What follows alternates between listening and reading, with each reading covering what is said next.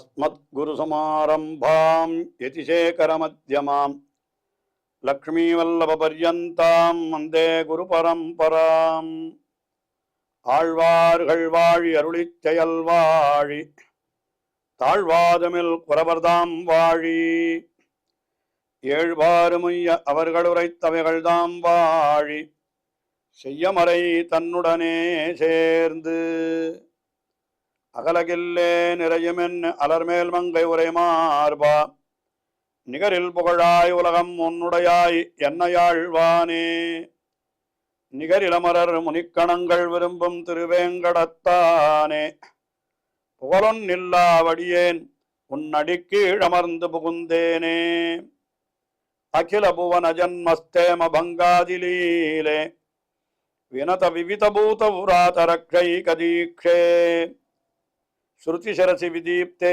பிரம்மணி ஸ்ரீனிவாசே பவது மம பரஸ்மின் சேமுழி பக்திரூபா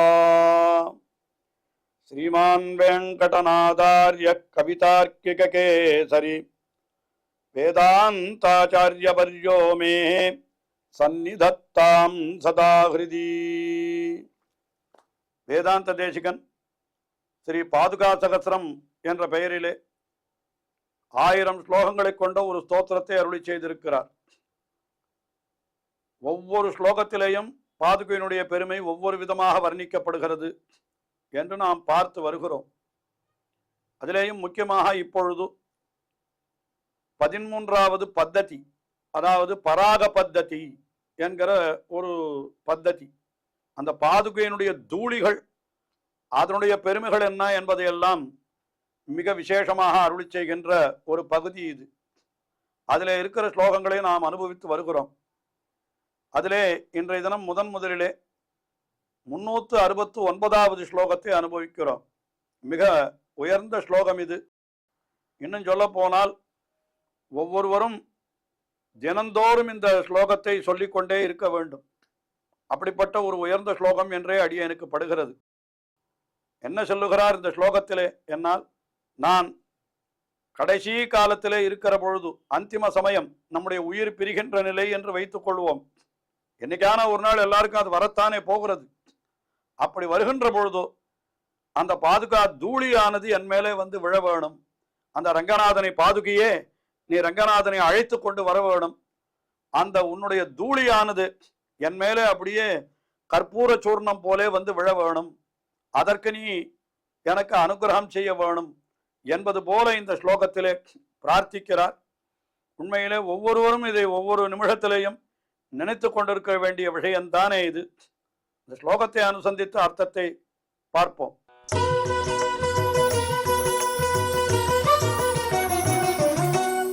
அந்தே ததா த்வம் அவிலம்பிதமானயந்தி ரங்காத் புஜங்கசயனம் மணிபாதரக்ஷே காமம் நிவர்த்தயிதுமர்ஹசி சஞ்சுவரம் மே கற்பூர சூர்ண படலைரிவ தூளிபிஸ்தே. அந்தே என்கிறார்.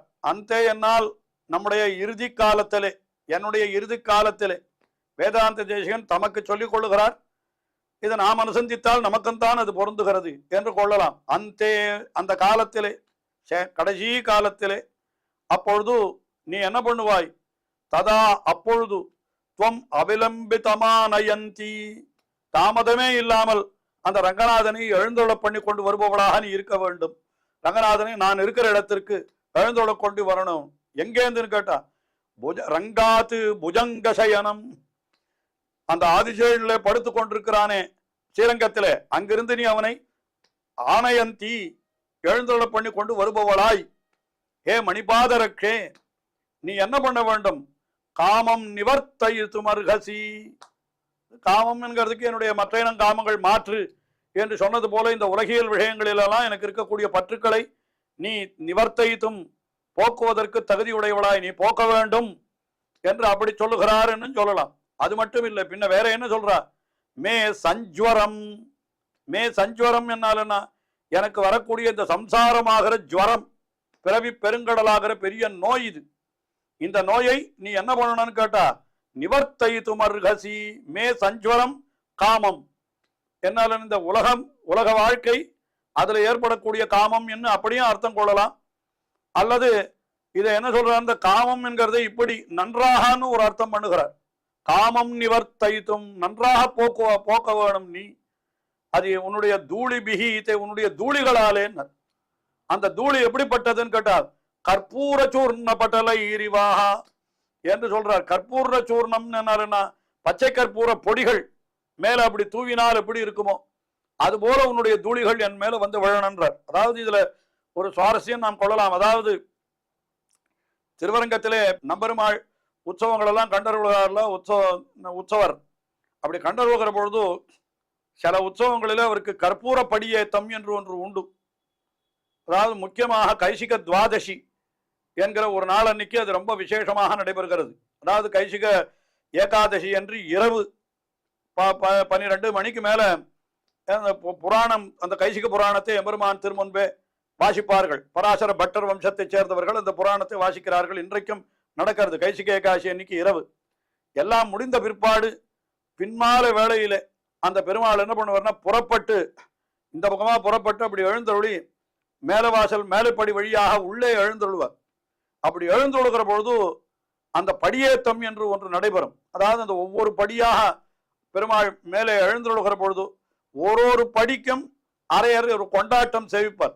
அந்த மாதிரி அந்த பொய்கையார் போற்றும் பெருமாள், பூதத்தார் பரவும் பெருமாள், பேயார் பாடும் பெருமாள், பதின்மரேத்தும் பெருமாள் தெய்வ சிகாமணி என்று அந்த அரையர் தாளத்தை வைத்துக் கொண்டு அதை கொண்டாடி சில, அதுக்குத்தான் அந்த படியேத்தம் என்று பெயர். அப்படி அந்த ஒரு படியிலே பெருமாள் எழுந்தருளுகிற பொழுது சுத்தி இருக்கிறவர்கள், அந்த கைங்கரிய பலர்கள், முக்கியமாக வைஷ்ணவ நம்பிகள் என்ன வைஷ்ணவர்கள் எல்லாம் அங்க இருப்பா. அவ கையில எல்லாம் நிறைய பச்சைக்கர் போர்த்தை வச்சு அப்படியே அந்த பச்சைக்கர் போர்த்தை தூவா. அந்த சமயத்துல நேர சேவிக்கணும். அந்த ஆச்சரியமான விஷயம், அந்த கற்பூர பொடி எல்லாரும் தங்கள் தலைமையில விழணும்னு பெருமாள் வேல விழுகிறது, நமக்கும் விழணும். என்னன்னா அது விழுந்தால் நமக்கு அதுக்கப்புறம் பிறவியே கிடையாது, மோட்சம்தான் என்று இப்படியெல்லாம் நம்புபவர்கள் உண்டு. இதெல்லாம் ஒரு நம்பிக்கையின் பால் ஏற்பட்டது. அந்த கற்பூர படியேத்தன ஏற்படுகிற அந்த கற்பூர பொடி நம்ம மேல விழறதுன்னா விசேஷம்னு சொல்றோம் இல்லையா? அது போல இங்கே வேதாந்த தேசிகன் என்ன சொல்கிறார், கடைசி காலத்திலே, என்னுடைய அந்திம காலத்திலே பாதுகையே, நீ அந்த ரங்கநாதனை நான் இருக்கிற இடத்திற்கு ஸ்ரீரங்கத்து விமானத்திலிருந்து எழுந்தொள்ள பண்ணி கொண்டு வர வேணும். அந்த பெருமாளை எழுந்தொள்ள கொண்டு வரப்பொழுது உன்னுடைய பாதுகையில் இருக்கக்கூடிய தூளிகள் கற்பூரப்பொடி போல என்னுடைய தலைமையில விழ வேணும். அப்படி விழுந்து என்ன பண்ண வேணும், என்னுடைய சஞ்சோரம் காமம் நிவர்த்தித்தும் அருகசி, என்னுடைய எல்லா விதமான துக்கத்தையும் நீ போக்கி அருள வேணும் என்று இந்த பாசுரத்தில், அது அந்தே என்று மரண காலத்தில் இப்பொழுதே பிரார்த்தித்துக் கொள்ளுகிறார். பெரியாழ்வார் அருளி செய்தார் அல்லவா, எனக்கு எய்ப்பு என்னை வந்து நலியும் போது அங்கு ஏதும் நான் உன்னை நினைக்க மாட்டேன். நமக்கு அந்த சமயத்தில் நினைக்கிறதுக்கு சக்தியே இருக்காது. கடைசி காலத்துல நம்முடைய ஸ்மரணம் எப்படி இருக்குன்னு நமக்கு தெரியாது. அதனால அவர் என்ன சொல்லிட்டார், அப்போதைக்கு இப்போதே சொல்லி வைத்தேன் அரங்கத்தரவணை பள்ளியானே. அப்பொழுது நான் என்ன சொல்லணுமோ அதை இப்போதே சொல்லிவிடுறேன், நீ நினைவில் வைத்துக்கொள். நீ நினைவில் வைத்துக்கொண்டு அப்போது எனக்கு முடியாமல் இருக்கிற பொழுது நீ வந்து என்னை ரட்சிக்க வேணும் என்று பெரியாழ்வார் பிரார்த்தித்துக் கொண்டார். அதே போன்ற விஷயத்தை தான் இங்கே என்ன தெரிவிக்கிறார் இங்கே வேதாந்த தேசிகன். என்னுடைய அந்திம காலத்திலே எம்பெருமானை தாமதம் இல்லாமல் திருவரங்கத்து எம்பெருமானை நான் இருக்கிற இடத்திற்கு பாதுகையை அழைத்து கொண்டு வந்து உன்னுடைய தூளியை என் மேலே கற்பூர பொடியை தூவது போலே தூவி என்னுடைய எல்லா வருத்தத்தையும் நீ தீர்த்தருள வேணும், அதாவது எனக்கு மோட்சத்தை நீ பெற்றுத்தர வேணும் என்பதாக இந்த ஸ்லோகத்திலே அனுசந்திக்கிறார். நிச்சயமாக எல்லாரும் நித்தியம் அனுசந்திக்க வேண்டிய ஸ்லோகம் என்றே அடியனுக்கு தோன்றுகிறது. அடுத்தபடியாக 370வது ஸ்லோகம். இதுல என்ன தெரிவிக்கிறார் என்னால் என்ன தெரிவிக்கிறார், அதாவது பாதுகையினுடைய தூளியை எவன் தலையில தரிக்கிறானோ அவன் தேவர்களுடைய தலையிலே தன்னுடைய கால வைக்கக்கூடிய அளவுக்கு பெருமை பெறுகிறான் என்று, அப்படிப்பட்ட ஒரு பெருமை. இப்ப பாதுகா தூளி தலையில விழணும்னு சொன்னார், அப்படி விழுந்தா என்ன கிடைக்கும்ன்றத அடுத்த ஸ்லோகத்தில் சொல்லுகிறார் என்று அப்படி கொள்ளலாம்.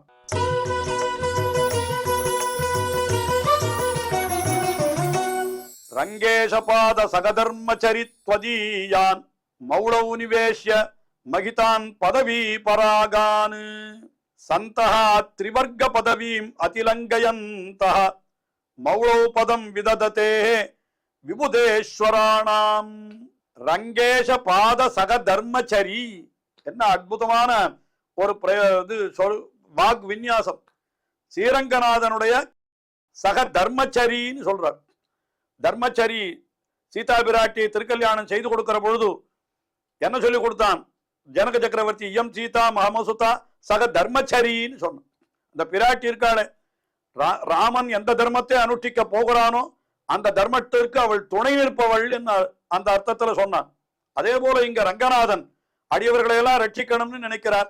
அந்த ரட்சணம் பண்ணுவதற்கு அந்த தர்மத்திற்கு இந்த பாதுகை துணை நிற்கிறபடியினாலே இந்த பாதுகையை பாதசக தர்மச்சரி, அது திருவடியோடு கூட சஞ்சரிக்கிற பாதுகை என்று மேலக பொருளா இருந்தாலும் அந்த தர்மச்சரின்னு சொன்னபடியினாலே அந்த தர்மத்திற்கு சககாரம் பண்ணுபவள்.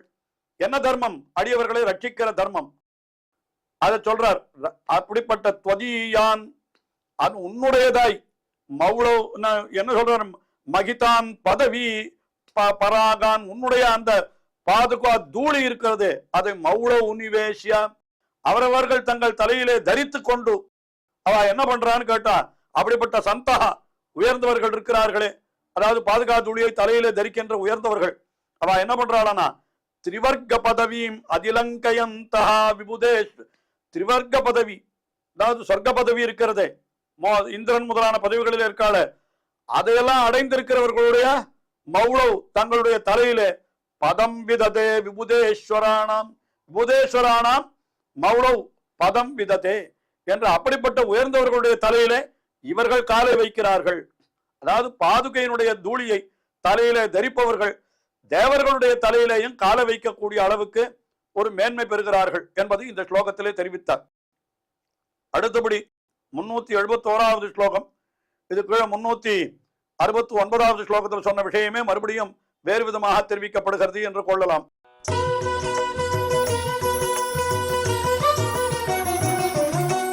மாதஸ்ததா மாதவ பாதரக்ஷே त्वयि प्रसक्तं त्वरयोपयान्त्यां பராமிருஷேயம் பதவி பராகம் பிராணைஹ பிரயாணாய சமுஜ்ஜிஹானைஹ. அதாவது என்ன சொல்ற, மாதா ஏ தாயேன்னு சொல்றார் பாதுகா தேவியே. என்ன சொன்ன, त्वयि பிரசக்தம் त्वरयोः அபயாந்தியாம், அதாவது கடைசி காலத்திலே நான் இன்னும், அதாவது பிராணனை விடுகின்ற காலத்திலே அந்த சமயத்துல நீ என்ன பண்ணுகிறாய், மிக வேகமாக துவரையா உபாயாந்தியாம், மிகவும் வேகமாக எம்பெருமானை நான் இருக்கிற இடத்திற்கு எழுந்தோட பண்ணி கொண்டு வருகிறாய். அப்படி வருகிற பொழுது என்ன ஆகிறது, என்னால் உன்னுடைய அந்த பதவி பராகம் தூளிகள் இருக்கிறது, அது என்ன பண்ணுகிறதுன்னு கேட்டா, அது வேகமா வருகிற பொழுது பாதுகையெல்லாம் ஒரே தூளி ஆயிடுது. பாதுகையெல்லாம் இந்த பாதுகா தூளியை பத்தித்தானே ஸ்லோகம், பாதுகையெல்லாம் தூளியா இருக்கிறது. அந்த சமயத்துல என்ன ஆகணும்னு கேட்டாக்கா, என்னுடைய பிராணைஹி பராமிருஷேயம் பிராணைஹி பிரயாணாய சமுஜ்ஜிஹானைஹி பராமிருஷேயம், என்னுடைய பிராணனாகிற காத்து இருக்கிறதோ இல்லையோ, அதாவது கடைசி காலத்துல நம்முடைய உயிர் பிரிகிற பொழுது அந்த காற்று வெளியில வேகமா போகிறது, போற அந்த காத்து என்ன பண்ணணும், இந்த பாதுகை மேல இருக்கக்கூடிய தூளியெல்லாம் துடைத்து விட வேண்டும் அப்படின்னு இந்த ஸ்லோகத்தில் சொல்ற. அதாவது என்ன அர்த்தம், நான் பிராணனை விடுகிற சமயத்திலே என்னை காப்பாற்றணும்ன்றதுக்காக நீ ரொம்ப வேகமாக வருவாய், பாதுகையே நீ ரொம்ப வேகமாக வருவாய். அப்பொழுது வழியில அந்த மார்க்கத்தில் இருக்கிற புழுதியெல்லாம் உன் மேல படியும்.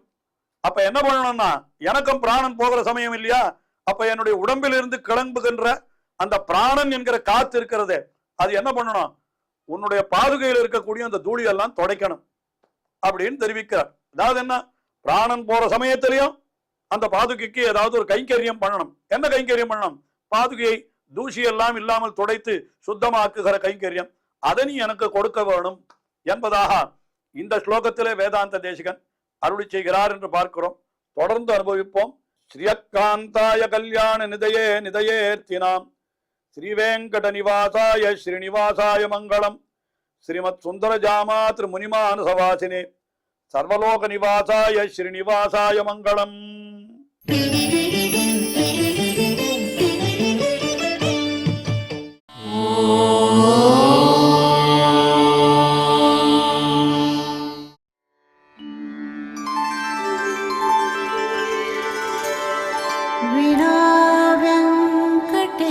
वेङ्कटेशं ननाथो ननाथः सदा वेङ्कटेशं स्मरामि स्मरामि।